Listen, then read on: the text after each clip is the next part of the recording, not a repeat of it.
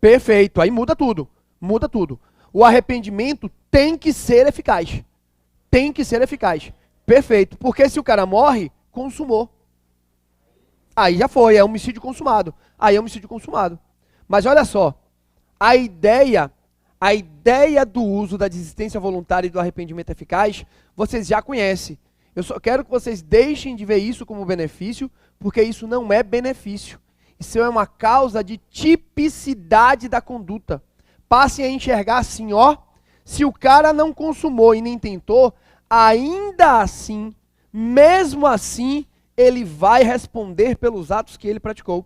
Ele vai responder pela lesão corporal, ou pela invasão de domicílio, ou por qualquer outro ato que ele tenha praticado no afã de consumar aquela infração penal. Tranquilo? Beleza?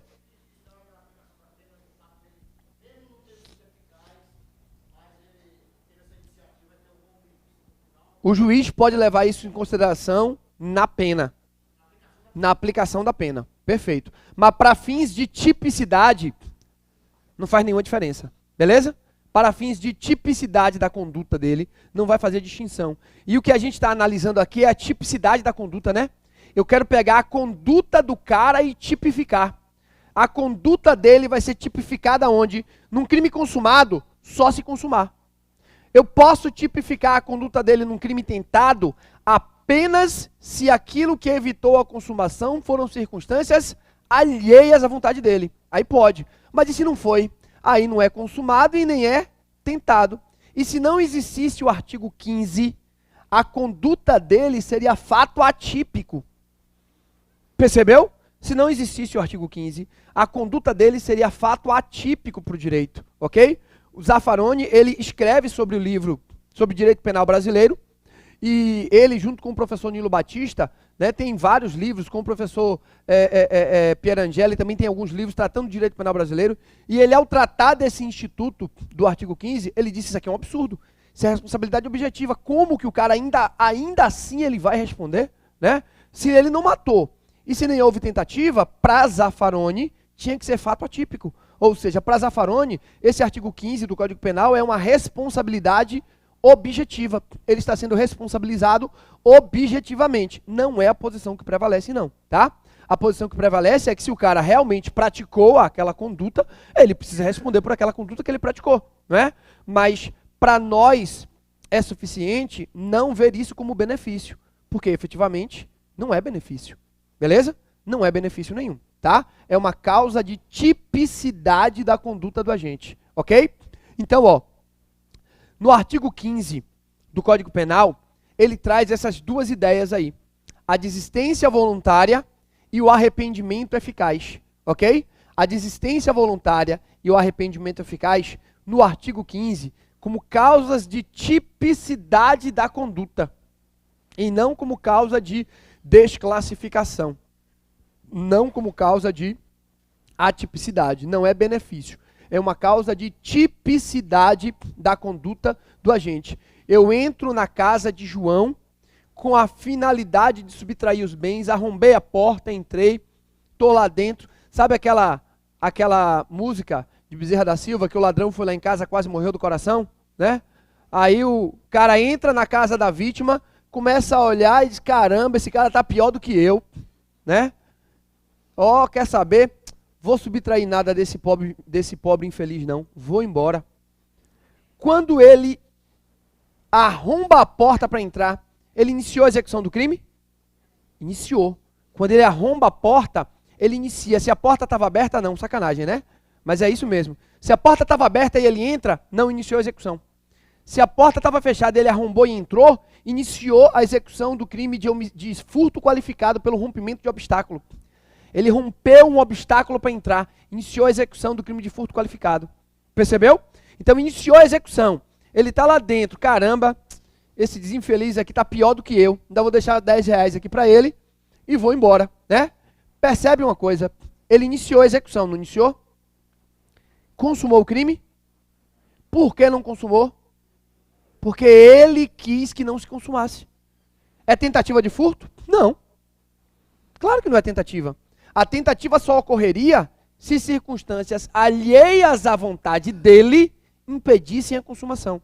Ele arrombou a porta, está lá dentro escolhendo o que subtrair, ouve a polícia chegar e foge. É tentativa, não é tentativa agora? Porque foram circunstâncias alheias à vontade dele que impediram a consumação do crime. Mas se ele entra na casa do cara, olha para um lado, olha para o outro, vê que não tem o que subtrair, fica com pena do cara.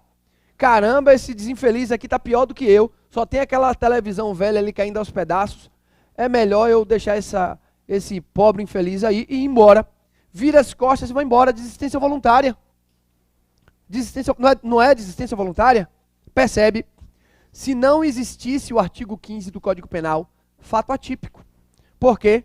Porque não consumou o furto e nem houve tentativa. Não é isso aí? Porque foi a vontade dele que impediu a consumação. Não é? Então não houve consumação, nem houve tentativa. Mas aí o que é que o artigo 15 diz? Mas ainda assim ele vai responder pelos atos praticados. Ele responde pela violação de domicílio. Perceberam? Tranquilo? Ou seja, o que é que tem de benefício nesse artigo 15? Benefício nenhum. É uma causa de tipicidade da conduta. O agente inicia a execução, ele mesmo se arrepende ou desiste e impede a consumação, e ainda assim ele responde por crime, não é? Ele não responde pelo crime que pretendia praticar. Óbvio, não dá, não é? Porque não houve consumação e nem houve tentativa. Foi a própria vontade dele que impediu, não é isso aí? Mas lembra, ainda assim ele vai responder pela violação de domicílio. Artigo 150 do Código Penal. Normalmente, olha só, a gente geralmente vê isso como benefício, porque normalmente este crime que resta para ele responder é um crime menos grave. Percebeu? Em geral, o crime que resta para ele responder é um crime menos grave. Aí a gente imagina que está desclassificando de um furto para uma violação de domicílio. Ah, não, é um benefício, porque ele não vai responder pelo homicídio, ele responde apenas pela lesão corporal, não é? Mas quando a gente analisa tecnicamente o que está dito no artigo 14, a gente vê que, na verdade, não tem benefício nenhum. Porque se não houve tentativa e nem houve consumação, era fato atípico, não é?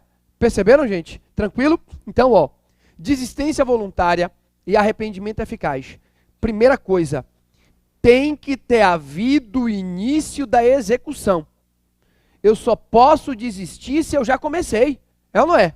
Se eu estou ainda na cogitação, ou se eu estou ainda em ato preparatório, não tem por que pensar em desistência voluntária e arrependimento eficaz, não é? Eu só posso pensar na desistência voluntária ou no arrependimento eficaz se já houve o início da execução do crime. Se eu já iniciei a execução do crime. Pego a arma, aponto para a vítima, miro, fico com pena, guardo a arma e vou embora. Isso é desistência voluntária? Não, eu não iniciei a execução. Perceberam? Eu não iniciei a execução. Eu só posso pensar em desistência voluntária ou arrependimento eficaz se houve o início da execução do crime. Por quê? Porque se não houve o início da execução, eu estou aqui ainda, ó. Eu vou punir o cara por quê, pelo amor de Deus? Por nada. Eu estou em ato preparatório, eu estou em cogitação, eu não puno o cara, não é? A não ser que, lembrem, esse ato preparatório se constitua como um crime autônomo, não é? Se, durante essa preparação do crime A, ele pratique ato de execução do crime B. Mas aí ele entrou na execução, não entrou na execução? Entrou na execução de outro crime, não é? Ele vai ser punido por esse outro crime, é outra história, não é? Mas eu só posso pensar, por exemplo, no homicídio. Eu só posso pensar em desistência voluntária e arrependimento eficaz se houve o início da execução do homicídio. Senão não tem por que pensar em homicídio. Percebeu? É ato impunível. É ato impunível para o homicídio, se não houve o início da execução. Tranquilo? Então, houve o início da execução, eu posso pensar na desistência voluntária e no arrependimento eficaz. Ponto. Também só posso pensar na desistência voluntária e no arrependimento eficaz se não houve consumação. É ou não é? Só posso pensar na desistência voluntária e no arrependimento eficaz se não houve consumação. Perceberam? Por quê? Porque se o crime está consumado, um abraço. O crime é o do artigo 14, inciso 1, e acabou a pena cheia lá do tipo penal. a pena do crime que tá determinada lá pelo legislador. Percebeu? Então, é a partir do início da execução, até que não tenha havido a consumação, e olha para cá, nem a tentativa, porque se circunstâncias alheias à vontade dele já impediram ele de continuar, ele não pode mais desistir. É ou não é? Já pensou? Eu dei o primeiro tiro na vítima, dei o segundo, quando eu estou me preparando para dar o terceiro, eu ouço a sirene da polícia e fujo. Eu tenho mais como desistir do crime? Não. Então já estou na tentativa. É ou não é? Então, o lapso temporal para a desistência voluntária e para o arrependimento eficaz é esse. A partir do início da execução, até que não tenha havido a consumação ou a tentativa. Porque no exato instante em que circunstâncias alheias à minha vontade me impedem de continuar, um abraço, eu já tenho um crime tentado, não é? Ou quando consuma o crime, também já tem um crime consumado. Mas nesse intervalo de tempo, a gente pode usar o artigo 15 do Código Penal, não é? A gente colocaria o artigo 15 aqui então, ó. A partir do início da execução. Não é? A partir do início da execução. Até que tenha havido a consumação. Não é? O artigo 15 do Código Penal, no iter criminis, ele funciona ali, nos atos executórios. Não é isso aí? Ele funciona aqui, ó, nos atos de execução. Ele iniciou a execução, ainda não consumou, e óbvio, ainda não houve tentativa, ele pode desistir, ou ele pode se arrepender. Beleza? Importante para a prova é a gente definir direitinho a diferença de uma coisa para outra. Quando é que eu tenho desistência voluntária? Quando é que eu tenho arrependimento eficaz? Se a prova perguntar isso para vocês, o que ela vai perguntar é isso. Quando é que tem desistência voluntária? Quando é que tem arrependimento eficaz? Às vezes ela põe um caso concreto, né?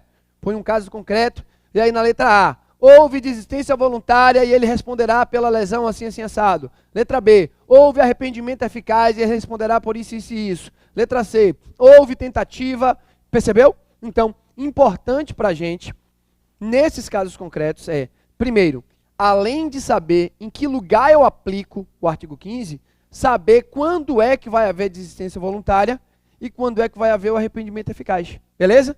Quando é que eu tenho uma desistência voluntária? Quando o agente interrompe a execução antes de concluir todos os atos que ele planejava. A desistência voluntária ocorre quando o próprio agente interrompe a execução antes de concluir todos os atos que ele planejava. Ok? Essa é a desistência voluntária. Ele interrompe a execução antes de concluir todos os atos que ele planejava para o crime. Vamos pensar no exemplo clássico aqui. A GV tem gostado dos exemplos clássicos, né? Eu estou andando na rua, vejo o meu inimigo, vejo que a rua está deserta e digo, caramba, vou aproveitar e vou matar esse cara. E aí penso comigo, eu estou armado, meu revólver tem 6 munições, esse cara é muito forte, é grande, sabe aquele armário, 4 portas abertas, né? Então eu vou dar os 6 tiros para matar ele. Vou pelas costas, me aproximo, saco a arma, dou o primeiro, dou o segundo, dou o terceiro, e ele está caído. Eu fico com pena, vendo aquela situação, desisto de prosseguir. Isso é o quê? Por quê? Porque eu ainda podia continuar se eu quisesse, sim ou não? É ou não é? Eu ainda tinha mais 3 munições, sim ou não? Então, se eu quisesse prosseguir, eu poderia prosseguir? Eu desisti de prosseguir na execução. Tranquilo? Beleza? Essa é a desistência voluntária. A desistência voluntária ocorre quando o agente interrompe a execução antes de concluir os atos executórios que ele tinha programado para fazer ou que ele tinha à disposição para fazer. Se ele dispunha de uma arma com 6 munições e só deu 3 tiros, quer dizer que ele podia dar mais 3 para matar a vítima. E se a vítima sobrevive, desistência voluntária. O agente responde apenas pelos atos que ele praticou. Apenas entre aspas, né? Ele vai responder pela lesão corporal. E aí, essa lesão corporal vai ser leve, grave ou gravíssima?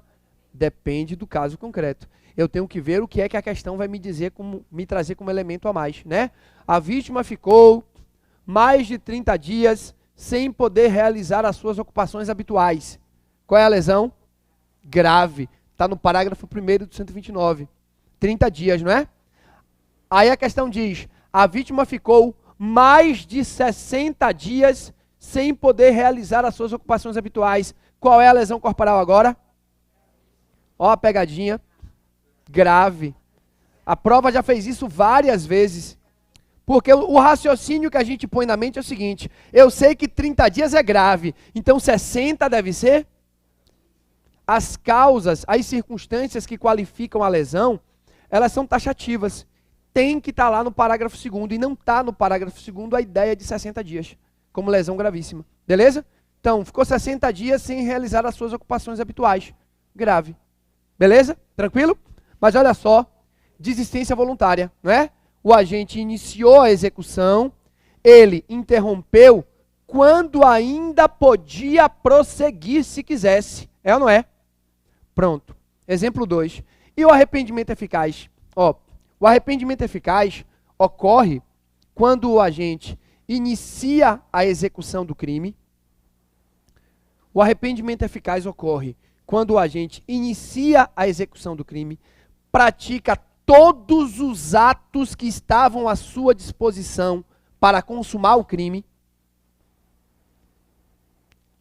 Ok? Ele inicia a execução do crime, pratica todos os atos que estavam à sua disposição para consumar o crime. Entretanto, ele mesmo evita a consumação. Ok?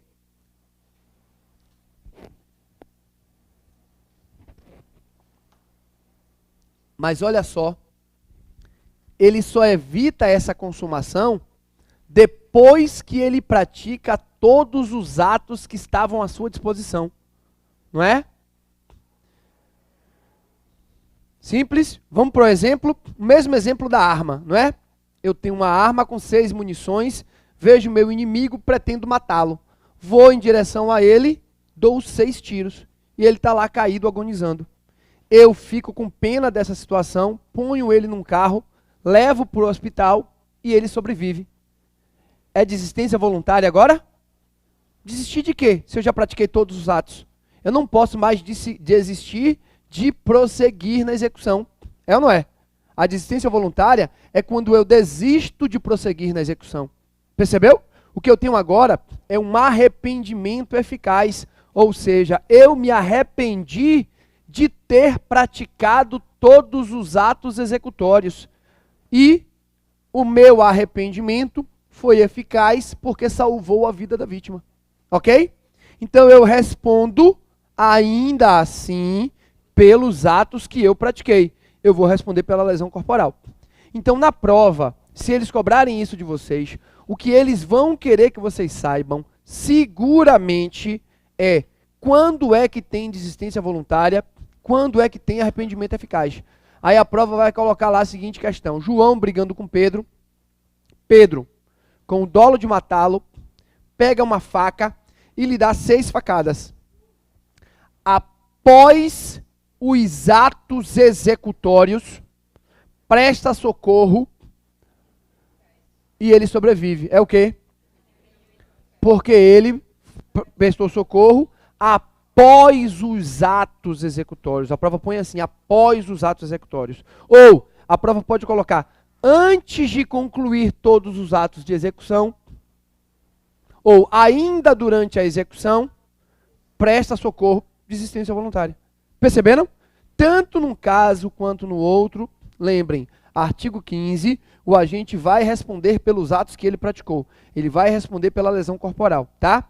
A consequência prática da desistência voluntária e do arrependimento eficaz é a mesma. A consequência prática é a mesma, tanto da desistência voluntária quanto do arrependimento eficaz. A diferença está no momento em que elas se verificam, não é? No momento em que elas se verificam. E o que a prova vai cobrar de vocês é exatamente essa diferença. E para saber essa diferença, a gente vai ter que perceber na questão em que momento é que ela se verificou. Exatamente. No arrependimento ele responde pelos atos que ele praticou. Normalmente um crime menos grave, pela lesão corporal, ou no caso do furto, por uma violação de domicílio, e por aí lá vai. Ok? Sim, tanto na desistência quanto no arrependimento, ele é responsabilizado pelos atos que ele praticou. Tá? Então, ó, perfeito. Dentro do iter criminis, houve o início de atos de execução, eu posso pensar aqui no artigo 15 do Código Penal. Até que não tenha havido a consumação e nem a tentativa. Porque se já houve a tentativa, tchau, não tem mais do que ele desistir e não tem mais do que ele se arrepender. Ok? Beleza?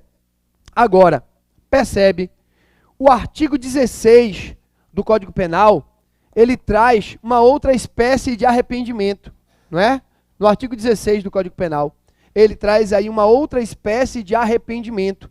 Esse arrependimento trazido pelo artigo 16 é o chamado arrependimento posterior. Ok? Esse arrependimento trazido no artigo 16 é o arrependimento posterior. Mas posterior a quê? A consumação do crime. Ok? O arrependimento trazido pelo artigo 16 é um arrependimento posterior. Mas posterior a qual fase do iter criminis?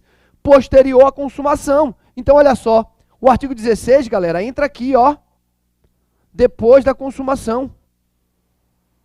Percebeu? Já houve a consumação do crime. Beleza.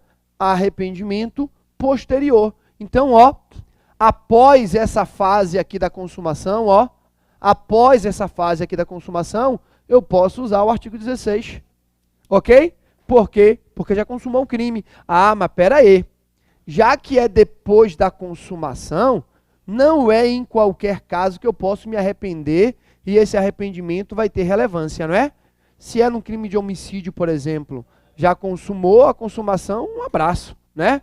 Não influencia em nada. O artigo 16, ele inicia dando essa condição. Nos crimes cometidos sem violência ou grave ameaça à pessoa. Primeira coisa que a gente vai pegar, não é? Então, ó, o crime, ele foi cometido sem violência ou grave ameaça à pessoa. Se o crime foi praticado com violência à pessoa ou com grave ameaça à pessoa, não cabe arrependimento posterior. O arrependimento posterior não terá nenhum efeito. Então, olha só, não cabe arrependimento posterior para o roubo, não cabe para extorsão, não cabe para extorsão mediante sequestro, não cabe para o estupro, não cabe para o homicídio, não cabe para a lesão corporal. Perceberam? Porque esses crimes são praticados com violência ou com grave ameaça contra a pessoa. Então, o arrependimento posterior para esses crimes, ó, que nem diria o ditado, não influi e nem contribui, né? Mas olha só, se o crime é praticado sem violência ou grave ameaça à pessoa, exemplos, receptação, estelionato, furto de coisa comum, não é isso aí? Se o crime é praticado sem violência ou grave ameaça à pessoa, apropriação indébita, né?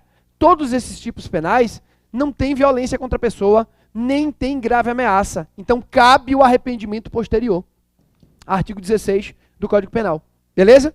Então, nesses tipos penais que são praticados sem violência contra a pessoa e sem grave ameaça contra a pessoa, cabe sim o arrependimento posterior. Eu posso me arrepender, mas olha só, esse arrependimento posterior, ele tem circunstância temporal, não tem?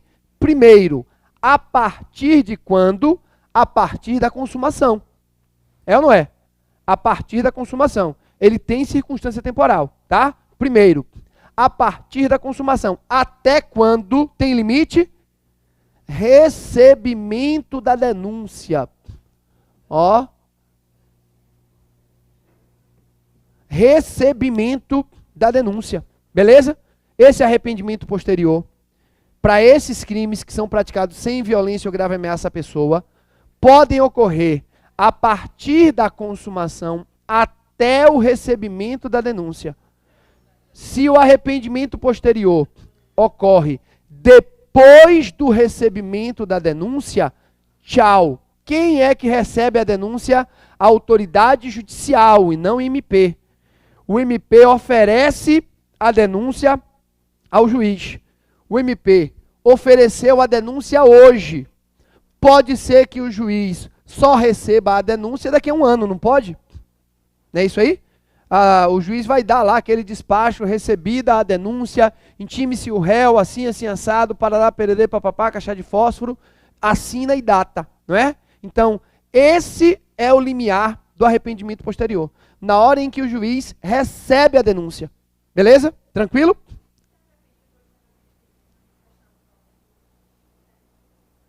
Ou no inquérito, ou até mesmo em juízo, desde que não tenha havido o recebimento da denúncia, né? Já pode ter havido o oferecimento, mas não ainda o recebimento. Então, o que ele faz para ele se arrepender? Ele vai restituir a coisa à vítima ou reparar o dano que ela sofreu.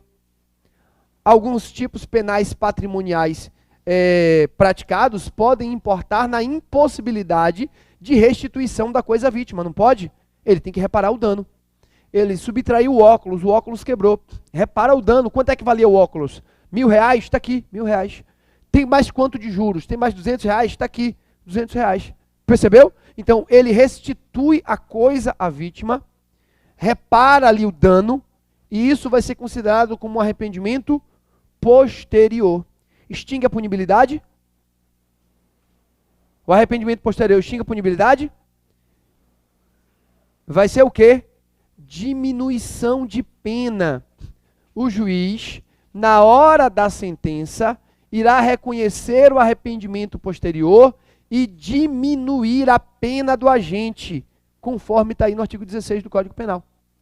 Beleza? Então, o arrependimento posterior não importa em extinção da punibilidade. Eu pratico um crime de estelionato, causei na vítima um prejuízo de R$10.000. Teve um inquérito, o inquérito foi encaminhado para o Ministério Público oferece a denúncia. Eu aí, opa, prejuízo foi de 10 mil, não foi? Dá mais quanto de juros? Dá tanto. Está aqui, ó, R$13.000. Tome. Reparei o prejuízo que a vítima sofreu. Beleza? Isso vai extinguir a minha punibilidade pelo crime de estelionato? Não. O crime já se consumou. Não já se consumou? O arrependimento posterior é depois da consumação. Então, esse artigo 16 vai ser diminuição de pena. O juiz vai pegar a pena do crime de estelionato, que é de 1 a 5 anos, está lá no artigo 171 do Código Penal, de 1 a 5 anos, e vai diminuir no patamar que está posto aí no artigo 16 do Código Penal. Perceberam? Tranquilo? Olha só, essa é a regra, essa é a ideia. Só tem uma exceção. Súmula 554 do Supremo Tribunal Federal. Falo dela e a gente libera, tá? Já estamos aí já nos finalmente aí, né, do horário. Só tem uma exceção. Súmula 554 do Supremo Tribunal Federal, tá? Essa súmula 554 do Supremo, por que que ela excepciona essa regra? Lembrem o que eu falei para vocês, ó. O arrependimento posterior não extingue a punibilidade. É causa de diminuição de pena, não é isso aí? Não extingue a punibilidade, ele vai responder pelo crime que já está inclusive consumado, não é? O que vai ter, na verdade, é uma causa de diminuição de pena, beleza? Ok?